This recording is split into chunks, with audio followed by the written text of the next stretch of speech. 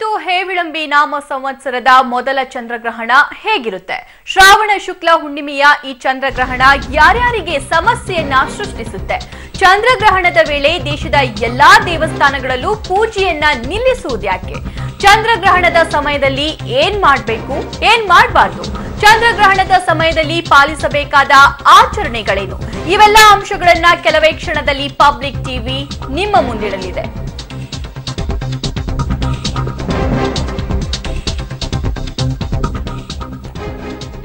ವರ್ಷದ ಮೊದಲ ಚಂದ್ರಗ್ರಹಣ ಬೇರೆ, ಜನಸಾಮಾನ್ಯರಲ್ಲಿ ಸಾಮಾನ್ಯವಾಗಿರುವಂತಹ ಆತಂಕ ಇರುತ್ತೆ. ಅವರಲ್ಲಿ ಹಲವಾರು ಪ್ರಶ್ನೆಗಳು ಮೂಡುತ್ತೆ. ಅಂದ್ರೆ ಇವತ್ತು ಹೇವಿಳಂಬಿ ನಾಮ ಸಂವತ್ಸರದ ಮೊದಲ ಚಂದ್ರಗ್ರಹಣ ಹೇಗಿರುತ್ತೆ? ಚಂದ್ರಗ್ರಹಣ ಯಾರ್ಯಾರಿಗೆ ಸಮಸ್ಯೆಯನ್ನ ಸೃಷ್ಟಿಸುತ್ತೆ? ಚಂದ್ರಗ್ರಹಣದ ವೇಳೆ ದೇಶದ ಎಲ್ಲಾ ದೇವಸ್ಥಾನಗಳಲ್ಲೂ ಪೂಜೆಯನ್ನ ಯಾಕೆ ನಿಲ್ಲಿಸ್ತಾರೆ? ಇನ್ನು ಚಂದ್ರಗ್ರಹಣದ ಸಮಯದಲ್ಲಿ ಏನ್ ಮಾಡಬೇಕು, ಏನ್ ಮಾಡಬಾರ್ದು ಅನ್ನುವಂತಹ ಗೊಂದಲ ಜನಸಾಮಾನ್ಯರಲ್ಲಿ ಇರುವಂತದ್ದು ಸಹಜ. ಇನ್ನು ಚಂದ್ರಗ್ರಹಣದ ಸಮಯದಲ್ಲಿ ಪಾಲಿಸಬೇಕಾದ ಆಚರಣೆಗಳೇನು, ಹೇಗಿರಬೇಕು, ನಾವು ಹೇಗ್ ನಡ್ಕೋಬೇಕು, ಪೂಜೆ ಪುನಸ್ಕಾರಗಳನ್ನ ಯಾಕೆ ಮಾಡಬಾರ್ದು, ಈ ಎಲ್ಲಾ ವಿಷಯಗಳನ್ನ ಪಬ್ಲಿಕ್ ಟಿವಿ ಕೆಲವೇ ಕ್ಷಣಗಳಲ್ಲಿ ನಿಮ್ಮ ಮುಂದೆ ಇಡಲಿದೆ. ಇನ್ನು ಚಂದ್ರಗ್ರಹಣ ಆರಂಭದ ಕಾಲವನ್ನ ನೋಡಿದ್ರೆ ರಾತ್ರಿ 10:52ಕ್ಕೆ ಇದು ಆರಂಭವಾಗುತ್ತೆ. ಗ್ರಹಣ ಅಂತ್ಯ ಆಗೋದು ಮಧ್ಯರಾತ್ರಿ 12:49ಕ್ಕೆ. ಇನ್ನು ಗ್ರಹಣದ ಆರಂಭ ಮತ್ತು ಅಂತ್ಯದ ಸಮಯದಲ್ಲಿ ಸ್ನಾನ ಮಾಡಬೇಕು. ಚಂದ್ರಗ್ರಹಣದ ಸೂತಕವು ಗ್ರಹಣ ಆರಂಭದ 9 ಗಂಟೆಗಳ ಮೊದಲು ಆರಂಭವಾಗುತ್ತೆ. ಗ್ರಹಣ ಮೋಕ್ಷ ಕಾಲದ ನಂತರ ಮಾಡುವ ಸ್ನಾನದ ನಂತರ ಸೂತಕ ಮುಕ್ತಾಯವಾಗುತ್ತೆ. ಗ್ರಹಣದ ಸಮಯದಲ್ಲಿ ಮಾಡುವ 2 ಸ್ನಾನಗಳಲ್ಲಿ ಉಟ್ಟ ಬಟ್ಟೆಯಲ್ಲಿಯೇ ಸ್ನಾನ ಮಾಡಬೇಕು ಅಂತ ಹೇಳಲಾಗುತ್ತೆ. ಗ್ರಹಣ ಕಾಲದಲ್ಲಿ ಯಾವುದೇ ದ್ರವ ಆಹಾರ ಆಗಿರಲಿ, ಘನ ಆಹಾರವಾಗಿರಲಿ ಸ್ವೀಕರಿಸಬಾರದು. ಗ್ರಹಣ ಮೋಕ್ಷ ಕಾಲದ ನಂತರವೇ ಸ್ನಾನ, ಪೂಜೆ, ಅಡುಗೆ ಮಾಡಿ ಊಟ ಮಾಡಬಹುದು. ಇನ್ನು ಗ್ರಹಣಕ್ಕಿಂತ ಮುಂಚೆ ಮಾಡಿಟ್ಟು ಅಥವಾ ಗ್ರಹಣ ಕಾಲದಲ್ಲಿ ಅಡುಗೆಯನ್ನ ತಿನ್ನಬಾರದು. ದೇವಾಲಯ ಅಥವಾ ಪೂಜಾ ಸ್ಥಳಗಳಿಗೆ ಹೋಗಬಾರದು.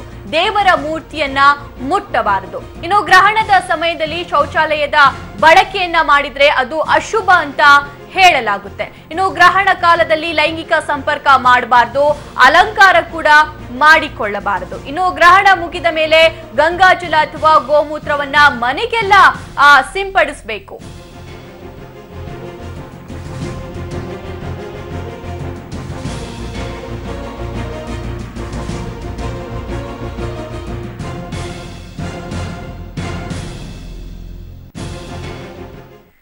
ಚಂದ್ರಗ್ರಹಣ ದೇವಾಲಯಗಳ ಮೇಲೆ ಎಫೆಕ್ಟ್ ಆಗಿರುವಂತಹ ಬ್ರೇಕಿಂಗ್ ನ್ಯೂಸ್ ಒಂದು ಬರ್ತಾ ಇದೆ, ಬನ್ನಿ ನೋಡೋಣ.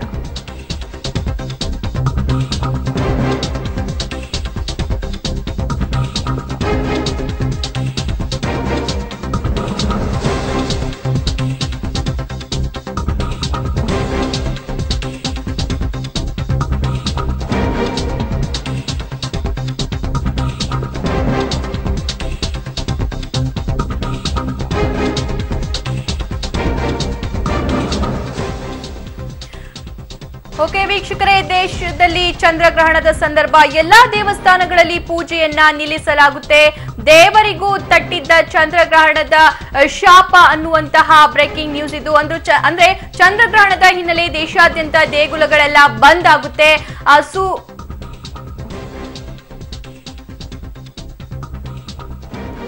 ಇವತ್ತು ಚಂದ್ರಗ್ರಹಣದ ಹಿನ್ನೆಲೆಯಲ್ಲಿ ಮಧ್ಯಾಹ್ನದಿಂದಲೇ ದೇಶಾದ್ಯಂತ ದೇಗುಲಗಳಲ್ಲಿ ಪೂಜೆ ಪುನಸ್ಕಾರವನ್ನ ಮೊಟಕುಗೊಳಿಸಲಾಗಿದೆ. ಪ್ರಸಿದ್ಧ ತಿರುಪತಿ ತಿರುಮಲ ದೇವಸ್ಥಾನದಲ್ಲಿ ಇವತ್ತು ಸಂಜೆ 4:30ರಿಂದ ನಾಳೆ ರಾತ್ರಿ 2:30ರವರೆಗೆ ಯಾವುದೇ ದರ್ಶನ ಇರಲ್ಲ. ಯಾವುದೇ ಸ್ವರೂಪದ ಪ್ರಸಾದ ಹಂಚಿಕೆ ಕೂಡ ಅಲ್ಲಿ ಇರಲ್ಲ. ಇನ್ನು ನಾಳೆ ಬೆಳಿಗ್ಗೆ 7 ಗಂಟೆಯಿಂದ ಸರ್ವ ದರ್ಶನಂ ಆರಂಭವಾಗಲಿದೆ ಅಂತ ಟಿಟಿಡಿ ಹೇಳಿದೆ. ಅಂದ್ರೆ ಇನ್ನು ಚಂದ್ರಗ್ರಹಣದ ಸಂದರ್ಭದಲ್ಲಿ ದೇಶದ ಎಲ್ಲಾ ದೇವಸ್ಥಾನಗಳು ಕೂಡ ಬಂದ್ ಆಗುತ್ತೆ. ಇನ್ನು ಇತ್ತ ಮಂತ್ರಾಲಯದಲ್ಲಿ ಗುರು ರಾಘವೇಂದ್ರರ 346ನೇ ಆರಾಧನಾ ಮಹೋತ್ಸವ ನಡೀತಾ ಇದೆ. ಮೊನ್ನೆಯಿಂದ 7 ದಿನ ಸಪ್ತರಾತ್ರೋತ್ಸವ ಅಲ್ಲಿ ನಡೆದಿದೆ. ಆದ್ರೆ ಇವತ್ತು ಚಂದ್ರಗ್ರಹಣ ಇರುವ ನಿಮಿತ್ತ ಮಠದಲ್ಲಿ ಧಾರ್ಮಿಕ ಕಾರ್ಯಕ್ರಮಗಳನ್ನ ಮೊಟಕುಗೊಳಿಸಲಾಗಿದೆ. ಇನ್ನು ಕ್ಷೀರಾಭಿಷೇಕ, ಪಂಚಾಮೃತಾಭಿಷೇಕ, ರಥೋತ್ಸವ ಎಲ್ಲವೂ ಬೆಳಿಗ್ಗೆ 11:30ಕ್ಕೆ ಮುಗಿಯಲಿದೆ. ಇನ್ನು ಮೈಸೂರಿನ ಚಾಮುಂಡಿ ಬೆಟ್ಟ ಸೇರಿದಂತೆ ರಾಜ್ಯದ ದೇವಸ್ಥಾನಗಳಲ್ಲಿ ಪೂಜೆ ಪುನಸ್ಕಾರ ಸಂಜೆಯಿಂದಲೇ ಬಂದ್ ಆಗಲಿವೆ.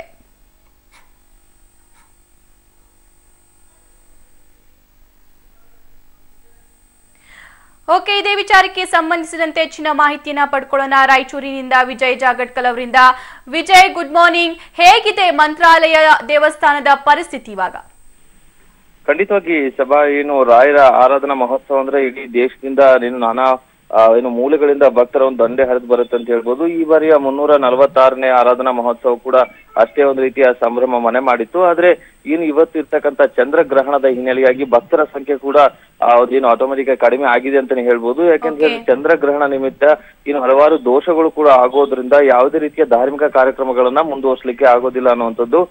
ಬೆಳಿಗ್ಗೆ 4 ಗಂಟೆಯಿಂದ ರಾತ್ರಿವರೆಗೂ ಕೂಡ ಅಲ್ಲಿ ಪೂಜಾ ಕೈಂಕರ್ಯಗಳು ನಡೀತಾ ಇತ್ತು. ಅದು 11:15 ಗಂಟೆಗೆ ಎಲ್ಲ ಕೂಡ ಮುಕ್ತಾಯ ಆಗುವಂಥದ್ದು. ಮುಖ್ಯವಾಗಿ ರಥೋತ್ಸವ ನಡೀತಾ ಇತ್ತು ಮತ್ತು ಮೂಲರಾಮದ ದೇವರ ಪೂಜೆ ನಡೀತಾ ಇತ್ತು. ಹಸ್ತೋದಕ, ಮಹಾ ಮಂಗಳಾರತಿ, ತೀರ್ಥ ಪ್ರಸಾದದ ವ್ಯವಸ್ಥೆಗಳನ್ನ ಮಾಡ್ಲಾಗ್ತಾ ಇತ್ತು ಮಂತ್ರಾಲಯ ಮಠದಲ್ಲಿ. ಅವೆಲ್ಲವನ್ನೂ ಕೂಡ 11:15 ಗಂಟೆಗೆ ಎಲ್ಲವನ್ನು ಕೂಡ ಅವರು ಮುಗಿಸ್ತಾ ಇದ್ದಾರೆ. ಜೊತೆಗೆ ತುಂಗಭದ್ರಾ ನದಿಯಿಂದ ನೀರನ್ನ ತಂದು ರಾಯರ ಬೃಂದಾವನಕ್ಕೆ ಕೂಡ ಒಂದು ಅಭಿಷೇಕವನ್ನ ಮಾಡುವ ಮೂಲಕ ಇಡೀ ಮಂತ್ರಾಲಯದ ಪ್ರಾಂಗಣವನ್ನ ಒಂದು ಸ್ವಚ್ಛಗೊಳಿಸುವ ಕಾರ್ಯಕ್ರಮವನ್ನ ಮಾಡ್ತಾ ಇದ್ದಾರೆ. ಆದ್ರೆ ಎಂದಿನಂತೆ ಸಾಂಸ್ಕೃತಿಕ ಕಾರ್ಯಕ್ರಮಗಳನ್ನ ಮಾತ್ರ ಮಾಡ್ತಾ ಎಲ್ಲಾ ರೀತಿಯ ಧಾರ್ಮಿಕ ಕಾರ್ಯಕ್ರಮಗಳಿಗೂ ಕೂಡ ಒಂದು ರೀತಿಯ ತಡೆಯನ್ನ ಹಾಕಲಾಗಿದೆ ಈ ಚಂದ್ರಗ್ರಹಣ ನಿಮಿತ್ತವಾಗಿ. ಸಭಾ, ಓಕೆ, ಇನ್ನು ಸಂಜೆ ಸುಮಾರು ಎಷ್ಟೊತ್ತಿಗೆ ದೇವಸ್ಥಾನದಲ್ಲಿ ಪ್ರವೇಶವನ್ನ ಸ್ಟಾಪ್ ಮಾಡಲಾಗುತ್ತೆ ವಿಜಯ್? 11:15 ನಂತರದಲ್ಲಿ ಮಹಾರಥೋತ್ಸವ ಮುಗಿದ ನಂತರದಲ್ಲಿ ಎಲ್ಲಾ ರೀತಿಯ ಧಾರ್ಮಿಕ ಕಾರ್ಯಕ್ರಮಗಳು ಕೂಡ ಮುಗಿಯುತ್ತೆ. ಎಂದಿನ ಪ್ರಕಾರ ಮಧ್ಯಾಹ್ನ 3 ಗಂಟೆಗೆ ಪ್ರವೇಶವನ್ನ ನಿಷೇಧವನ್ನ ಮಾಡ್ಲಾಗ್ತಾ ಇತ್ತು. ಇವತ್ತು ಕೂಡ 11:15 ನಂತರದಲ್ಲೇ ಭಕ್ತರಿಗೆ ದೇವಸ್ಥಾನದ ಒಳಗಡೆ ಅಥವಾ ವೃಂದಾವನದ ಒಂದು ದರ್ಶನದ ವ್ಯವಸ್ಥೆಯನ್ನ ಒಂದು ರೀತಿ ಮೊಟಕುಗೊಳಿಸಲಾಗಿದೆ ಅಂತಾನೆ ಹೇಳ್ಬೋದು. ಮತ್ತು ಭಕ್ತರು ಅವರ ದರ್ಶನವನ್ನ ಪಡಿಬೇಕಾದಂತವ್ರು ನಾಳೆ ಬೆಳಿಗ್ಗೆ ಮತ್ತೆ ರಾಯರ ಬೃಂದಾವನ ದರ್ಶನ ಇರುತ್ತೆ. 11:15 ನಂತರದಲ್ಲಿ ದರ್ಶನದ ವ್ಯವಸ್ಥೆ ಕೂಡ ಸ್ಥಗಿತಗೊಳಿಸಲಾಗುತ್ತದೆ. ಸಭಾ, ಓಕೆ ವಿಜಯ್, ಥ್ಯಾಂಕ್ ಯು ನಿಮ್ಮೆಲ್ಲ ಮಾಹಿತಿಗೆ. ಓಕೆ, ಇದೇ ವಿಚಾರಕ್ಕೆ ಮತ್ತೆ ಮಾತನಾಡೋಕೆ ನಮ್ಮೊಂದಿಗೆ ದೂರವಾಣಿ ಸಂಪರ್ಕದಲ್ಲಿದ್ದಾರೆ ಶ್ರೀಧರ್ ಭಟ್ಟಾಚಾರ್ಯ ಗುರುಜಿ. ನಮಸ್ತೆ. ನಮಸ್ತೆ ಅಮ್ಮ. ಈ ಚಂದ್ರಗ್ರಹಣದ ಸಂದರ್ಭದಲ್ಲಿ ಯಾರ್ಯಾರಿಗೆ ಎಫೆಕ್ಟ್ ಆಗುತ್ತೆ, ಹೇಗಿರ್ಬೇಕಾಗುತ್ತೆ ಗುರುಜಿ? ಅಲ್ಲ, ಮುಖ್ಯವಾಗಿ ತುಲಾ ರಾಶಿ, ಕುಂಭರಾಶಿ, ಮಕರ ರಾಶಿ, ಮಿಥುನ ರಾಶಿಯವರಿಗೆ ಬಹಳಷ್ಟು ಸಮಸ್ಯೆಗಳಿದೆ ಈ ಚಂದ್ರಗ್ರಹಣದಿಂದ. ಅವರಲ್ಲಿ ಇರ್ತಕ್ಕಂಥ ನಿತ್ಯ ಜೀವನದಲ್ಲಿ ವ್ಯತ್ಯಾಸಗಳು, ಅಕಸ್ಮಾತ್ ಅವರ ಆರೋಗ್ಯದಲ್ಲಿ ಏರಿಕೆಯಾಗ್ತಕ್ಕಂಥದ್ದು ಇರಬಹುದು, ಅಥವಾ ನಷ್ಟಗಳನ್ನ ಮಾಡ್ಕೊಳ್ತಕ್ಕಂಥದ್ದು ಇರಬಹುದು. ಇಂಥದ್ದೆಲ್ಲ ನಡೀತಕ್ಕಂಥ ಸಾಧ್ಯತೆಗಳು ಹೆಚ್ಚಾಗಿ ಕಂಡು ಬರುತ್ತೆ ಈ 4 ರಾಶಿಯವರಿಗೆ. ಓಕೆ, ಇಂಥವರು ದೋಷ ಇರ್ತಕ್ಕಂಥವರು ಆದಷ್ಟು ದೋಷ ಪ್ರಾಯಶ್ಚಿತ್ತವನ್ನ ಮಾಡ್ಕೊಳ್ಬೇಕು. ನಿನ್ನೆ ಕೂಡ ಡಿಸ್ಕಷನ್ ಅಲ್ಲಿ ಕೂಡ ಹೇಳಿದ್ವು. ಒಂದು ಅವರು ಈ 4 ಒಂದು ಲೈನ್ ಮಂತ್ರ ಬರುತ್ತೆ. ಯೋಸೌ ಚಂದ್ರಗ್ರಹೋ ಪರಾಗೋತ ಗ್ರಹ ಪೀಡಾ ಮೆಗೋಹತು ಅನ್ನೋ ಒಂದು ಮಂತ್ರ ಬರುತ್ತಮ್ಮ. ಆ ಮಂತ್ರವನ್ನ ಒಂದು ಬಿಳಿ ಹಾಳೆಯಲ್ಲಿ ಬರೆದು ಇಟ್ಟುಕೊಂಡು ವ್ಯವಸ್ಥಿತವಾಗಿ ಗ್ರಹಣ ಸ್ಪರ್ಶದ ಸಮಯದಿಂದ ಪ್ರಾರಂಭವನ್ನ ಮಾಡಬೇಕು. ಅದನ್ನ ಜಪವನ್ನ ಮಾಡ್ಲಿಕ್ಕೆ.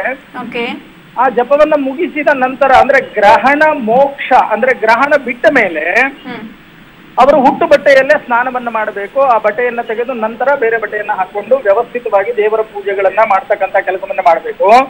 ಸೂರ್ಯ ಉದಯದ ನಂತರ, ನಾಳೆ ಬೆಳಗ್ಗೆ ಸೂರ್ಯ ಉದಯದ ನಂತರ ಅವರು ಒಂದು ಶುದ್ಧ ಬಿಂಬ, ಚಂದ್ರನ ಬಿಂಬ ಅಂದ್ರೆ ಒಂದು ಬೆಳ್ಳಿಯ ಚಂದ್ರನನ್ನ ಮತ್ತೆ ಸ್ವಲ್ಪ ತಂಡುಲ ಧಾನ್ಯ ಅಂತ ಹೇಳ್ತೇವೆ, ಅಕ್ಕಿ ಅಥವಾ ಭತ್ತ, ಇದನ್ನ ಮತ್ತೆ ಬಿಳಿ ಬಟ್ಟೆಯ ಜೊತೆಯಲ್ಲಿ ಶಿವನ ದೇವಸ್ಥಾನ ಅಥವಾ ವಿಷ್ಣುವಿನ ದೇವಸ್ಥಾನಕ್ಕೆ ಹೋಗಿ ಕೊಟ್ಟು ನಮಸ್ಕಾರವನ್ನ ಮಾಡ್ತಕ್ಕಂಥದ್ದು. ಕೊಡಬೇಕಾದ್ರೆ ಕೃಷ್ಣಾರ್ಪಣವನ್ನ ಮಾಡ್ತಕ್ಕಂಥದ್ದನ್ನ ಮರಿಬಾರದು. ಈ ರೀತಿ ಮಾಡ್ಕೊಂಡಾಗ ದೋಷ ಪ್ರಾಯಶ್ಚಿತ್ತಗಳನ್ನ ಆಗತ್ತಮ್ಮ.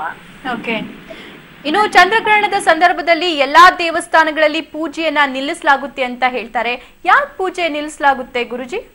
ಅಲ್ಲ, ಮುಖ್ಯವಾಗಿ ಗ್ರಹಣ ಕಾಲದಲ್ಲಿ ಸನಾತನ ಧರ್ಮದಲ್ಲಿ ಬಂದಿರತಕ್ಕಂಥದ್ದು ಗ್ರಹಣ ಕಾಲದಲ್ಲಿ ದೇವಾಲಯವನ್ನ ಆ ಯಾಮಗಳಲ್ಲಿ ಕ್ಲೋಸ್ ಮಾಡಬೇಕು ಅಂತಕ್ಕಂಥದ್ದು. ಯಾಕೆಂದ್ರೆ ದೇವತೆಗಳಿಗೆ ಕಷ್ಟ ಕಾರ್ಪಣ್ಯಗಳು ಹೆಚ್ಚಾಗಿರ್ತಕ್ಕಂಥ ಸಾಧ್ಯತೆಗಳು ಕಂಡು ಬರುತ್ತೆ ಪುರಾಣೋಕ್ತ ಪ್ರಕಾರವಾಗಿ. ಆದ್ರೆ ಇಲ್ಲೇನಾಗತ್ತೆ, ಅಂತ ಒಂದು ಸಮಯದಲ್ಲಿ ದೇವತಾರಾಧನೆ ಗರ್ಭಗುಡಿ ಅಶುದ್ಧವಾಗಬಾರದು ಅನ್ನೋ ಒಂದು ಲೆಕ್ಕಾಚಾರವನ್ನ ಇಟ್ಕೊಂಡು ಗರ್ಭಗುಡಿಯನ್ನ ಕ್ಲೋಸ್ ಮಾಡ್ತಕ್ಕಂಥದ್ದು. ಇವತ್ತು ನೀವು ನೋಡಬಹುದು, ತಿರುಪತಿ ಇರಬಹುದು, ಮಂತ್ರಾಲಯ ಇರಬಹುದು, ತಿರುಪತಿಯಲ್ಲೂ ಕೂಡ ದೇವಸ್ಥಾನ ಇವತ್ತು ಕ್ಲೋಸ್ ಆಗ್ತಾ ಇದೆ.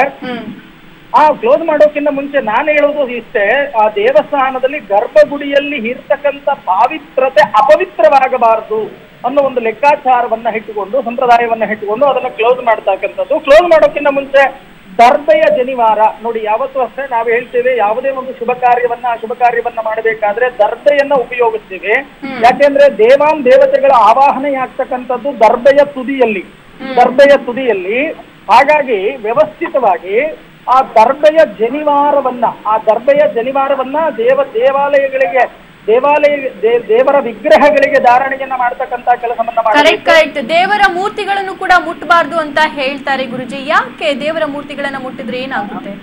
ಅಲ್ಲ, ದೇವರ ಮೂರ್ತಿಯನ್ನ ಮುಟ್ಟಬಾರದು. ಗ್ರಹಣ ಕಾಲದಲ್ಲಿ ದೇವರ ಮೂರ್ತಿಯನ್ನ ಮುಟ್ಟಿದಾಗ ನಮ್ಮಲ್ಲಿ ಇರ್ತಕ್ಕಂಥ ದೋಷಗಳು, ದೇವರ ಮೂರ್ತಿಗೆ ದೋಷಗಳು ಪರಿವರ್ತನಾ ಸ್ವರೂಪದಲ್ಲಿ ಟಚ್ ಆಗುತ್ತೆ. ಅಕಸ್ಮಾತ್ ಮೈಲಿಗೆ ಹಾಕ್ತಕ್ಕಂಥ ಒಂದು ಪದ್ಧತಿಗಳು ಕೂಡ ಹೆಚ್ಚಾಗಿ ಕಂಡುಬರುತ್ತೆ ಅನ್ನೋ ಒಂದು ಲೆಕ್ಕಾಚಾರವನ್ನ ಇಟ್ಟುಕೊಂಡು ಸಂಪ್ರದಾಯದಲ್ಲಿ ಇವತ್ತಿಗೂ ಕೂಡ ಗ್ರಹಣಕ್ಕಿಂತ ಮುಂಚೆ ದೇವಸ್ಥಾನದ ಗರ್ಭಗುಡಿಯ ಬಾಗಿಲ ಹಾಕೋಕ್ಕಿಂತ ಮುಂಚೆ ದರ್ಬೆಯ ಜನಿವಾರವನ್ನ ಹಾಕಿ ಗರ್ಭಗುಡಿಯನ್ನ ಕ್ಲೋಸ್ ಮಾಡ್ತಕ್ಕಂಥ ಸಾಧ್ಯತೆಗಳು, ಗರ್ಭಗುಡಿಗೆ ಅರ್ಚಕರು ಕೂಡ ಹೋಗಬಾರದು ಅನ್ನೋ ಒಂದು ಲೆಕ್ಕಾಚಾರ. ಓಕೆ, ಇವಾಗ ಚಂದ್ರಗ್ರಹಣ ಸ್ಟಾರ್ಟ್ ಆಗಿರುವಂತ ಸಂದರ್ಭದಲ್ಲಿ ಜನಸಾಮಾನ್ಯರು ಹೇಗಿರ್ಬೇಕು? ಚಂದ್ರಗ್ರಹಣದ ಒಂದು ಸಮಯದಲ್ಲಿ ಅಂದ್ರೆ ಪ್ರಾರಂಭವಾದ ಸಮಯದಿಂದ ಅಂದ್ರೆ ಸ್ಪರ್ಶ ಕಾಲದಿಂದ ಮೋಕ್ಷ ಕಾಲದವರೆಗೂ, ಗ್ರಹಣ ಹಿಡಿದ ಸಮಯದಿಂದ ಗ್ರಹಣ ಬಿಡ್ತಕ್ಕಂಥ ಸಮಯದವರೆಗೂ ಅವರು ಮಾಡಬೇಕಾಗಿರ್ತಕ್ಕಂಥದ್ದು ಆದಷ್ಟು ಹೊರಗಡೆ ಓಡಾಡಬಾರ್ದು ಅಂತ ಹೇಳ್ತೀವಿ. ನಾವೆಲ್ಲ ಆಧ್ಯಾತ್ಮಿಕ ಚಿಂತಕರು. ಸರ್ವೇ ಜನ ಸುಖಿನೋ ಭವಂತು, ಎಲ್ಲರೂ ಕೂಡ ಚೆನ್ನಾಗಿರ್ಬೇಕು ಅನ್ನೋ ಮನೋಭಾವ ನಮ್ಮದು. ಹಾಗಾಗಿ ಈ ಖಂಡಗ್ರಾಸ ಕೇತುಗ್ರಸ್ತ ಚಂದ್ರಗ್ರಹಣದಿಂದ ಬಹಳಷ್ಟು ಸೈಡ್ ಎಫೆಕ್ಟ್ಗಳು ಬರುತ್ತೆ. ಯಾವ ರೀತಿ ಸೈಡ್ ಎಫೆಕ್ಟ್ಗಳು ಬರುತ್ತೆ ಅಂತಂದ್ರೆ ನೋಡಿ, ರೋಗ ರುಜಿನಗಳು ಅಧಿಕವಾಗಿ ಪ್ರಾಪ್ತಿ ಆಗ್ತಕ್ಕಂಥ ಸಾಧ್ಯತೆಗಳಿದೆ. ಅದಕ್ಕೋಸ್ಕರನೇ ಯಾರೂ ಕೂಡ ಹೊರಗಡೆ ಓಡಾಡ್ತಕ್ಕಂಥದ್ದು ಬೇಡ. ಆದಷ್ಟು ಒಳಗಡೆ ಇದ್ದು ದೇವರ ಜಪತಪಗಳನ್ನ ಮಾಡಿಕೊಂಡು, ಯಾರು ಕೂಡ ನಿದ್ರೆಯನ್ನ ಮಾಡಬಾರದು. ಯಾರು ನಿದ್ರೆಯನ್ನ ಮಾಡ್ತಾರೋ ಅವರಿಗೆ ಆಯಸ್ಸು ಕೂಡ ಕಮ್ಮಿ ಆಗುತ್ತೆ. ನಾನಾ ರೀತಿಯ ಸಮಸ್ಯೆಗಳಾಗ್ತಕ್ಕಂಥ ಸಾಧ್ಯತೆಗಳು ಕೂಡ ಹೆಚ್ಚಾಗಿ ಕಂಡು ಬರುತ್ತೆ. ಹಾಗಾಗಿ ಈ ಒಂದು ಗ್ರಹಣ ಕಾಲದಲ್ಲಿ ಮೋಕ್ಷ ಆಗೋ ತನಕ, ಗ್ರಹಣ ಬಿಡೋ ತನಕ ಯಾರು ಕೂಡ ನಿದ್ದೆ ಮಾಡಬಾರ್ದು. ಜೊತೆಗೆ ವ್ಯವಸ್ಥಿತವಾಗಿ ದೇವರ ನಾಮ ಸಂಕೀರ್ತನೆಗಳನ್ನ ಜಪವನ್ನ ಮಾಡಬೇಕು ಅನ್ನೋದು ನನ್ನ ಲೆಕ್ಕಾಚಾರ ತಾಯಿ. Okay Guruji, thank you. ಇಷ್ಟೊತ್ತು ಪಬ್ಲಿಕ್ ಟಿವಿ ಜೊತೆ ಮಾತನಾಡಿದ್ದಕ್ಕೆ. ನೋಡಿದ್ರಲ್ಲ ವೀಕ್ಷಕರೇ, ಇದೆಲ್ಲ ಖ್ಯಾತ ಜ್ಯೋತಿಷಿ ಆಗಿರುವಂತಹ ಶ್ರೀಧರ್ ಭಟ್ಟಾಚಾರ್ಯ ಗುರುಜಿ ಅವರು ಹೇಳಿದ್ರು. ಅಂದ್ರೆ ಧಾರ್ಮಿಕ ವಿಧಿವಿಧಾನಗಳ ಪ್ರಕಾರ ಹೇಗಿರ್ಬೇಕಂತ. ಇವಾಗ ಸೈಂಟಿಫಿಕ್ಲಿ ಹೇಗೆ ಈ ಗ್ರಹಣ ನಡೆಯುತ್ತೆ ಅನ್ನೋದನ್ನ ತಿಳ್ಕೊಳ್ಳೋಣ. ನಮ್ಮ ಜೊತೆಗೆ ದೂರವಾಣಿ ಸಂಪರ್ಕದಲ್ಲಿದ್ದಾರೆ ರಾಧಿಕಾ ಮಹಾಲಿಂಗಯ್ಯ ಅವರು, ವಿಜ್ಞಾನ ಲೇಖಕರಿವರು. ಮೇಡಮ್ ನಮಸ್ತೆ. ಹೇಳಿ. ಸುಮಾರು ಎಷ್ಟೊತ್ತಿಗೆ ಈ ಗ್ರಹಣ ಸ್ಟಾರ್ಟ್ ಆಗುತ್ತೆ? ಅದು ಅರೌಂಡ್ 9:20 ಅಂತ ಇದೆ, ಬಟ್ ಅದು ಇನ್ನು ಕರೆಕ್ಟ್ ಆಗಿ ಕನ್ಫರ್ಮ್ ಆಗಿಲ್ಲ. ಓಕೆ. ಸೊ ಅದು ಬೇರೆ ಬೇರೆ ದೇಶಗಳಲ್ಲಿ ಬೇರೆ ಬೇರೆ ಟೈಮಲ್ಲಿ ಬರುತ್ತೆ. But it will go on till about 2:30 almost ಬರುತ್ತೆ. ಓಕೆ, ಮಧ್ಯರಾತ್ರಿ 2:30ವರೆಗೂ ಇರುತ್ತೆ. ಹೌದು. ಓಕೆ, ಈ ರೀತಿಯ ಗ್ರಹಣ ಹಿಂದೆ ಯಾವತ್ತಾದ್ರೂ ಸಂಭವಿಸಿತ್ತಾ? ಇದು ರೆಗ್ಯುಲರ್ ಕಾಮನ್ ಆಗಿ ಆಗುವಂತಹ ಗ್ರಹಣ. ಇದು ಪಾರ್ಷಿಯಲ್ ಎಕ್ಲಿಪ್ಸ್. ಇದು ಓಕೆ, ವರ್ಷದಲ್ಲಿ 2 ಸತಿ ಆಗ್ತಾ ಇರುತ್ತೆ ಈ ತರ. ಅಂದ್ರೆ ನಮ್ಗೆ ಕಾಣದೇ ಇರ್ಬೋದು.